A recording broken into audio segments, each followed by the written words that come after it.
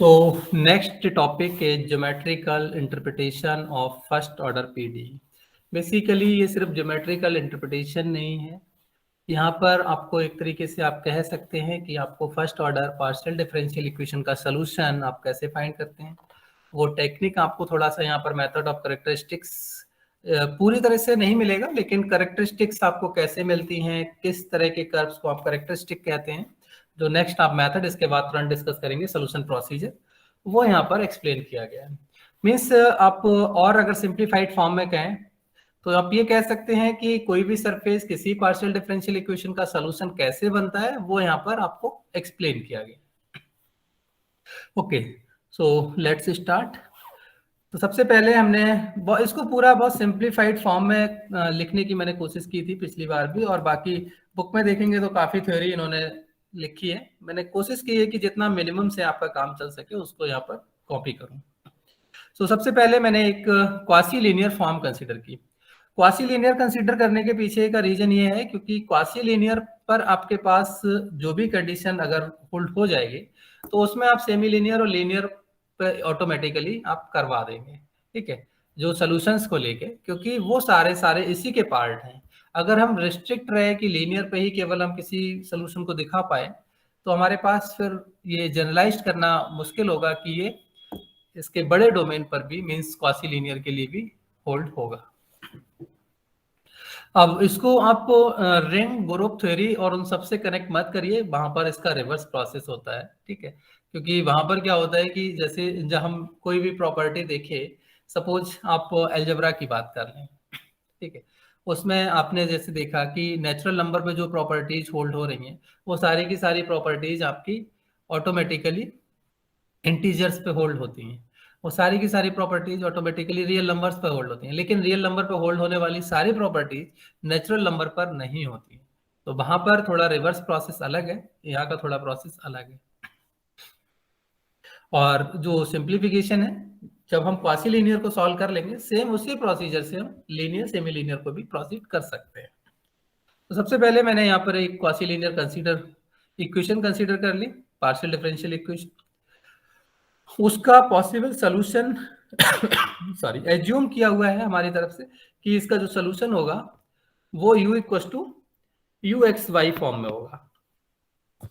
इसको functional form में express कर लिया है, f is the function of x Y U, ठीक है, जो सरफेस आप रिप्रेजेंट करते हैं which is U x Y minus U equal to 0। ये सिंपली कुछ क्वांटिटीज हम अगले डिफाइन करेंगे, उनके रिगार्डिंग हमने इसको इस तरह से लिखा है, ठीक है। तो ये आपने यहाँ पर मेंशन कर दिया, represents a possible solution surface in x by u plane, जो आपका प्लेन है, sorry not the plane, x by u space. ये मिस्टेक्स बहुत ज्यादा होती हैं क्योंकि हम 3 डायमेंशंस में पहुंच चुके हैं, so we can't use the word plane. So this is the space. अब ये स्पेस होता क्या है भाई, अगर आपने इसका सोल्यूशन इसको कॉल किया है, अगर आपने इक्वेशन 2 को इक्वेशन 1 का सोल्यूशन कॉल किया है, इसका मतलब क्या हुआ कि ये इसका इंटीग्रल सरफेस है, उसका आप जो सरफेस निकाल रहे हैं उसकी फॉर्म में इसको लिख सकते हैं, called integral surface of 1।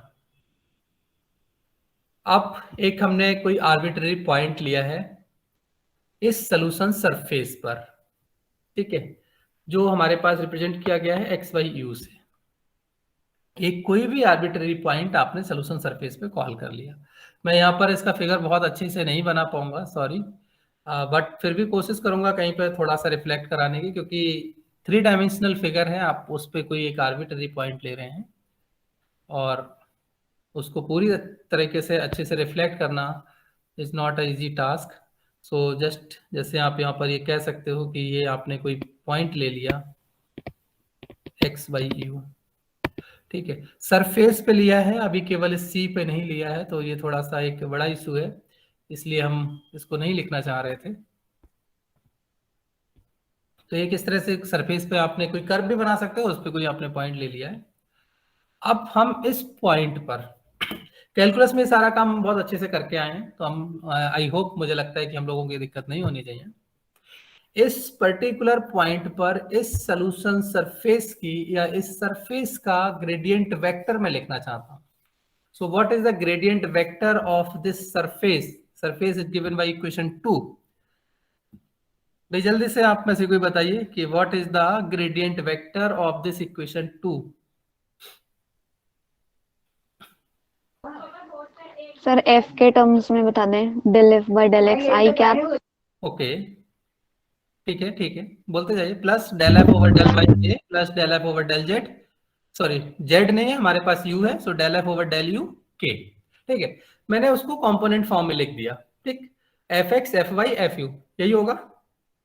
Yes sir यही होगा। अब इसकी मैंने वैल्यू लिख दी, जो राइट साइड में मेरे को जो फंक्शंस गिवन था यू के टर्म्स में, मैंने उसकी वैल्यू लिख दी। जब मैं राइट साइड को डिफरेंशिएट करूंगा, how to obtain the f x, भाई इसको आप डिफरेंशिएट कर लेंगे, सिंपली आपको यू एक्स मिल जाएगा। ठीक है, आपको इसको फिर अगेन डिफरेंशिएट कर लेंगे, आपको यू वाई मिल जाएगा। जब आपको यू को डिफरेंशिएट करना पड़ेगा, जब आपको यू को डिफरेंशिएट करना पड़ेगा, तब आपको क्या मिलेगा, -1। अब जैसे मैंने इसको माइनस में किया हुआ है, अगर हो सकता है कोई कैंडिडेट ऐसे ना करके इसको प्लस में ले, इसको माइनस में ले, तो आपके पास ये प्लस आ जाएगा, ये दोनों माइनस में आ जाएंगे। ठीक है, तो ये सिर्फ एक राइटिंग पे है, इसका कोई बड़ा इशू नहीं है। अब क्वेश्चन आता है कि ग्रेडियंट वेक्टर, भाई आपकी डायरेक्शन क्या होगी ग्रेडियंट वेक्टर की।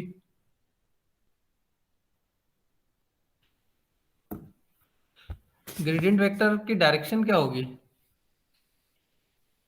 अरे भाई यहाँ पर भी लिखा है, और मैंने अभी कितना टाइम बीता है, मुश्किल से 2 मंथ्स आई थिंक, मुझे लग रहा है 2 मंथ या 2.5 मंथ बीता होगा, जिस वक्त मैंने आपको ये ग्रेडियंट वगैरह सब कराए हैं।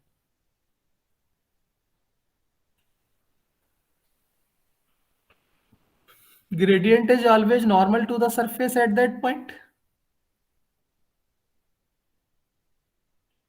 क्यों भाई। Yes sir.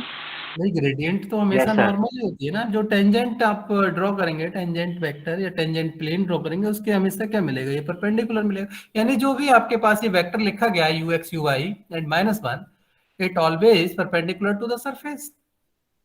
ठीक है, तो ये आपको परपेंडिकुलर मिल गया।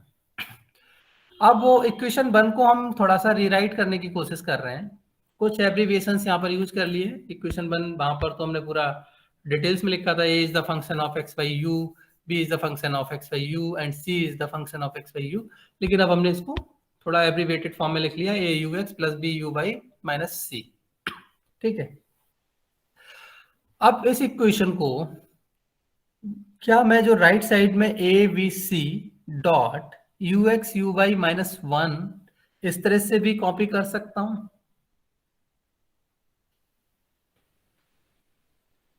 क्यों भाई।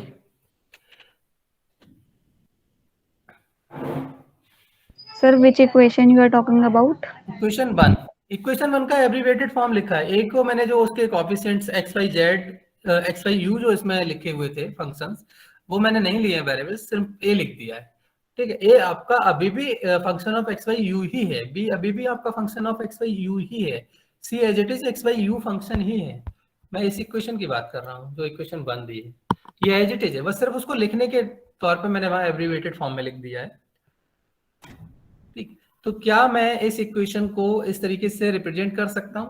आपने एफ डॉट डी आर का बहुत सारा काम किया है भाई, आपको तो ये अच्छे से समझ आना चाहिए कि डॉट प्रोडक्ट से आप इस तरह से लिख सकते हैं या नहीं। सर मतलब आप ये इक्वल टू वाला पूछ रहे हो ना, कि लेफ्ट हैंड साइड को आप राइट हैंड साइड लिख सकते हो। क्या मैं ये लिख सकता हूँ इसके लिए। ये सर वो तो लिख सकते हो। Yes sir. अब देखिए मेन चीजें स्टार्ट यहीं से होती हैं। इसका मतलब क्या हुआ, अब अगर आपने इस फॉर्म को ले लिया, मैं इसको थोड़ा हेडिंग कर दूं। ठीक है, ये राइट में ऑलरेडी आपको जीरो आपकी इक्वेशन में गिवन था, वो जीरो मैंने यहाँ पे पुट किया है, मैंने कुछ अलग से नहीं किया। जो जीरो आपको राइट में दिया था वो मैंने राइट में एज इट इज जीरो रख दिया है। ठीक है, अब ये इक्वेशन आपको क्या इंटरप्रेट कर रही है, basically u x u y and -1 are basically the gradient vector, जो आपने ऊपर अभी देख चुके हैं। ठीक है, ये ग्रेडियंट हो गया। एबीसी के साथ इसका डॉट प्रोडक्ट आपको प्रोवाइड कर रहा है 0। इसका मतलब क्या हुआ कि जो ग्रेडियंट वेक्टर है, जो ग्रेडियंट वेक्टर है वो इस एबीसी वेक्टर के साथ, इस एबीसी के साथ क्या होगा, परपेंडिकुलर होगा। या आप और अदर वर्ड्स में कहें, आपका एबीसी क्या होगा, ux uy और -1 के परपेंडिकुलर होगा। मींस जो भी डायरेक्शन ux uy और -1 की है उसके 90 डिग्री पर आपका एबीसी कहीं पर लाई कर रहा होगा। इज इट क्लियर और नॉट? Yes sir. अब ये आपने डिफरेंशियल इक्वेशन लिखी है, ठीक है, a u x plus b u y minus c equal to 0। इसका सोल्यूशन सरफेस आपने कॉल किया है u equal to you x y की, भाई ये इसका सोल्यूशन है। तो डेफिनेटली ये जो एबीसी है वो आपका इस सोल्यूशन सरफेस पे कहीं टेंजेंट वेक्टर, टेंजेंट प्लेन के अंदर लाई कर रहा होगा। क्योंकि अगर एबीसी आपके इस यू एक्स यू वाई और ये जो आपने ग्रेडियंट वेक्टर लिया है उसके परपेंडिकुलर आ रहा है, एबीसी आपका डिफरेंशियल इक्वेशन का पार्ट है, डिफरेंशियल इक्वेशन का सोल्यूशन आपने यू माना है, तो ये यू एक्स यू वाई का जो भी परपेंडिकुलर आपका टेंजेंट प्लेन मिल रहा होगा, यू एक्स यू वाई -1 के परपेंडिकुलर जो भी टेंजेंट प्लेन आपके पास एग्जिस्ट कर रहा होगा उस सरफेस पर eight that point x why you, क्योंकि ये आर्बिट्रेरी है, थोड़ा सा समझने की जरूरत है कि जो भी arbitrary point x why you पर जो भी टेंजेंट आपका पास हो रहा होगा उस टेंजेंट में कहीं पर आपका एबीसी लाई कर रहा होगा। तो बस हम यहाँ पर यही क्लेम कर रहे हैं, this clearly shows that ABC must be tangent vector of the integral surface 2 at the point x why you and hence अगर ये अब जब टेंजेंट है तो सिंपली वही ये एक डायरेक्शन फाइंड कर रहा है which is the tangent direction. तो वही यहाँ पर लिखा है hence it determines A direction field and this direction field is basically known as the characteristic direction। जो टेंजेंट वेक्टर जहां पर आपका टेंजेंट लाई करता है, सो इस डायरेक्शन को हमने यहाँ पर एक नाम दिया है, this one is new name, आपके लिए ये फर्स्ट टाइम इंट्रोड्यूस हो रहा है, this one is known as the characteristic direction. तो ये कैरेक्टरिस्टिक को छोड़ के जो मैंने यहाँ पर टेंजेंट की बात की थी कि एक जो डायरेक्शन आपकी डिटरमाइन हो रही है टेंजेंट प्लेन के अंदर, वहां तक तो आपको क्लियर होगा।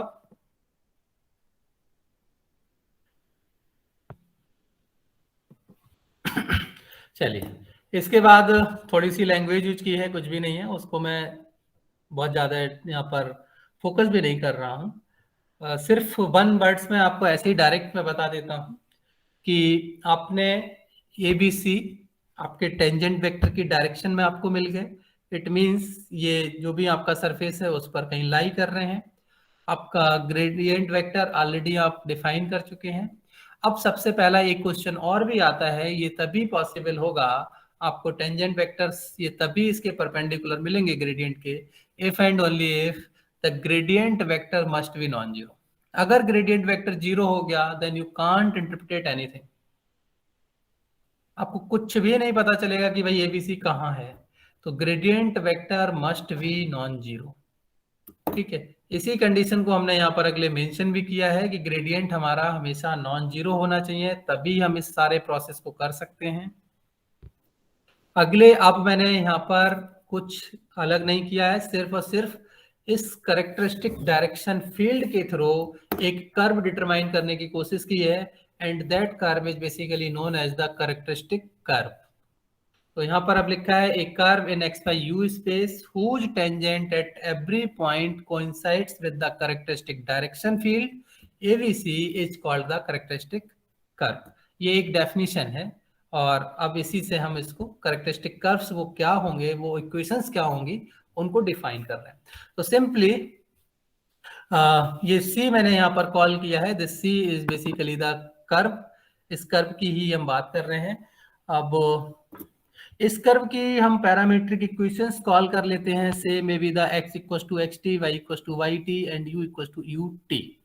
Consider the parametric curves equation of this given curve c, जिसकी डायरेक्शन आपको ये ऑलरेडी दी हुई है। क्या हम इस कर्व पर टेंजेंट वेक्टर डिफाइन कर सकते हैं? भाई जो हमारे पास इक्वेशन दी गई है, इक्वेशन ऑफ द कर्व दी गई है, क्या हम यहाँ से इसके टेंजेंट वेक्टर डिफाइन कर सकते हैं? क्यों भाई? भाई किसी भी कर्व पर आप टेंजेंट वेक्टर डिफाइन कर सकते हो नहीं with the parametric yes equation? Sir. उसको हम यहाँ पर क्या करेंगे, डिफरेंशिएशन कर लेंगे वही सारे टर्म्स का। dx upon dt, dy upon dt, du upon dt. This basically defines the tangent vector to this curve C. इस C के आपको tangent vector मिल गए। अभी अभी जस्ट हमने यहाँ पर मेंशन किया है कि एक curve in x by u space whose tangent at every point coincide with the characteristic direction। तो उस पर्टिकुलर कर्व को हम क्या कहेंगे, करेक्टरिस्टिक कर्व कहेंगे। मींस आपके पास जो टेंजेंट इसके साथ आ रहा है, सी के साथ जो टेंजेंट आ रहा है, this one is coincides with this ABC. If two vectors are coincides और the parallel, then what is the condition? dx upon dt equals to this a or some lambda times of a, not only a, lambda times of a, dy upon dt equals to some lambda times of b, du upon dt is some lambda times of c। I think यही कहीं पे मैंने जाके नीचे लिखा होगा, ये सब कुछ लिख दिया है। ठीक है, dx upon dt equals to a, dy upon dt equals to b, du upon dt equals to c। So this is basically the partial, this is the differential equation of characteristics. These are not the characteristic curve, this is the differential equation of characteristics। इसी की हमें जरूरत पड़ेगी, इसको और भी एक symbolically independent of parameters लिख दिया गया है, dx upon a, dy upon b equals to du upon c। ठीक है, तो ये सेम है जो आपने अब इक्वेशन लिखी थी, dx upon dt equals to a, dy upon dt equals to b, du upon dt equals to c। ठीक है, आप लैम्डा रख लीजिए, कोई दिक्कत नहीं, आप यहाँ पे लैम्डा लगाइए। इसके बाद ये जो हमारे पास फॉर्म है इसमें भी आपको लैम्डा रखना है, और हम अगले इसको सॉल्व करेंगे तब भी वहां पर देखेंगे, मैं लगा ही देता हूँ। आप ऐसे मत सोचिए कि मैंने नहीं लिखा है, मैं सिर्फ आपको बोल रहा हूँ, आप यहाँ पर लैम्डा रख लीजिए। ठीक है, यहाँ पर भी आप जो भी लैम्डा है, मैंने अब इस लैम्डा को इधर कर दिया। ठीक है, वो lambda times of dt something, उस तरह से आप उसको कह सकते हो। तो ये आपका बेसिकली ज्योमेट्रिकल इंटरप्रिटेशन नहीं था, अभी जस्ट मैंने पहले भी बोला कि ये एक आपको प्रोसीजर दिया जा रहा है, how to find the solution of given first order partial differential equation. अब हम सॉल्यूशन, भाई किसी भी चीज को सॉल्यूशन कब कहते हैं? जब वो उसको सेटिस्फाई कर रहा हो। तो वही यहाँ पर हमने उसको कोशिश की है कि भाई ये सरफेस है और ये इसको सेटिस्फाई कर रहा है, तो ये इसका सॉल्यूशन बन जाएगा।